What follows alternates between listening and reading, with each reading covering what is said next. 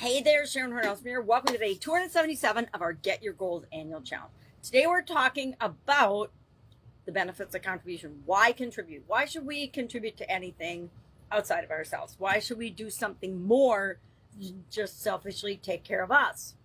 And we're going to use the tool, the 7 Whys tool today, to help us answer that question, because it doesn't matter what anybody else thinks we should do. It doesn't matter what anything or anybody outside of us says or thinks we should do. I remember in corporate America, everybody was always encouraged to do volunteer work, contribute, be involved in the community. And some people did and loved doing it. Some people didn't. And there were, and they weren't going to do it no matter what. And depending on the different stages of your life, you would understand that. I had one of my assistant managers there had 2 kids in hockey. If you've ever been a hockey parent, I have not been a hockey parent. I think that's part of what encouraged me to not be a hockey parent ever, and encouraged and steered my kids away from hockey. And they probably would have been great at it, because I know my nephew is, or was. He was in the state champ high school tournaments in our state, Wisconsin, 3 years in a row, which is freaking incredible. They won 2 out of 3, and they came in second the one. So he had an incredible high school hockey career, and that was fun.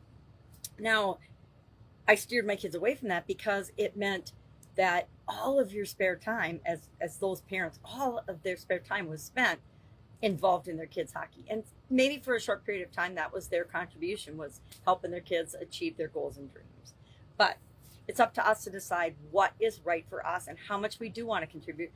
But in order to know how much and if we are going to contribute or not, we got to decide, why should we? Or why would we want to? What's in it for us? We always ask ourselves, what's in it for me? Whether we do it consciously or not, we're always asking the question, well, what's in it for me to do this? It's part of our automatic decision-making process. And one of the tools I like to use, I'll talk about a couple of those things just briefly, and you can think about them for yourself and how does it apply to you. But then we're going to use one of my favorite tools is the 7 Whys tool. I will give Dean Graziosi credit for this. And I can't remember who he said he learned it from. He got it out of a mastermind, one of his, 6-figure plus masterminds that he was involved in. And so many of us have heard of the 5 Whys exercise and done that. And I've done that for years. And like he said, I was skeptical as he was when he started using and asking 2 more whys. Just all you do is you ask, what is it that you want? And then why do you want it? And then after you get that first, and you're like, well, why do you want that? Why do you want that? Why do you want that? Why do you want that? And in today's write-up, I let ChatGPT do 7 Whys, and it came up with a different perspective of 7 Whys and how to get deep on this particular exercise, which I thought was really interesting, because I don't think I've thought of that before or looked at it before that way. So I love seeing different points of view and different ways of looking at things, because it stimulates my thinking and gets me to ask those deeper questions. So today, why do I want to contribute?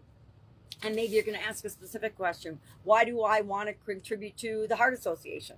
I had a sudden cardiac arrest in 2010. So for a lot of years, I did work with and helped out the American Heart Association. So why do you want to do that? Well, I wanted to do it because I had a personal experience, and I'm here today probably because of some of the work that they have done. But we just ask ourselves a series of 7 Whys. And I've warned people, and I warn them all the time when I first share this exercise with them, don't be surprised if you get down to some really deep stuff that you totally don't even remember anymore. For some reason, those 2 more whys, and you can ask as many whys as you want, right? I don't think 7 is the magic number. I don't think 5 was the magic number. It was just super effective. And so the person that originally made it up and taught it stopped there, and then everybody else just copied it and stopped there. Well, then somebody else said, well, if I ask why 2 more times, I get deeper and deeper. We could probably ask why 100 times and continue to delve into the deepest levels and recesses of your subconscious. But do you really need to go that deep to get a clear enough answer to trigger and clear that thing that might be blocking you? So what are some of the benefits? I'm going to grab my magnifying glass and have a sip of coffee. I'm still working on my protein shake this morning. I forgot to drink it all, which that very rarely happens. I'm pretty good about it because I don't usually let myself have any coffee until after I finish it. I usually don't put it on my lips until after I finish it, but I forgot today. So what are some reasons to contribute, to do something bigger than you outside of yourself? Well, number 1, personal fulfillment, right? It feels good. I don't care what anyone says. If you ever helped anyone in any way, or shared any information, or donated any money, or been involved in a cause, you know darn well, just like I do, we do it because it's the right thing to do according to other people, but we also do it because it feels good. I swear I benefit as much from helping other people and and giving value and putting value out into the world as I ever do people just giving me things. Some of us are better at giving compliments than taking them, right? Maybe that's part of it. But personal fulfillment, we build connections, we get skills. It enhances our skills and abilities to commute through communication. Guess what? If you're teaching somebody something that you know and communicating it, that is one of the fastest, best ways to really understand and learn and make it part of you. Uh, Societal impact, of course, there's lots of those as well. Community growth, addressing global challenges, volunteering abroad. I guess I wish when I was younger I had done something like that, gone on one of these volunteer, and they didn't have a lot of structure to those back then, and they probably weren't as safe, although people would probably argue that the world isn't as safe as it used to be. But volunteering abroad and traveling abroad would have been a really fun thing to do.